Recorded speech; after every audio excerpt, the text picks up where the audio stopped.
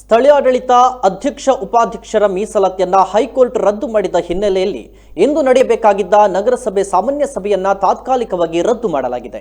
ಬೆಳಗ್ಗೆ ನಗರಸಭೆ ಸದಸ್ಯರು ಸಾಮಾನ್ಯ ಸಭೆಗೆ ಹಾಜರಾಗಿದ್ದು, ಈ ವೇಳೆ ಮಾತನಾಡಿದ ನಗರಸಭೆ ಅಧ್ಯಕ್ಷ ಜೀವನ್ಧರ್ ಜೈನ್ ಅವರು, ಹೈಕೋರ್ಟ್ ಆದೇಶಕ್ಕೆ ಸಂಬಂಧಿಸಿ ನಮಗೆ ಯಾವುದೇ ಸುತ್ತೋಲೆ ಬಾರದಿದ್ದರೂ ನ್ಯಾಯಾಲಯದ ಆದೇಶವನ್ನ ಪತ್ರಿಕಾ ಮಾಧ್ಯಮಗಳಿಂದ ತಿಳ್ಕೊಂಡಿದ್ದೀವಿ.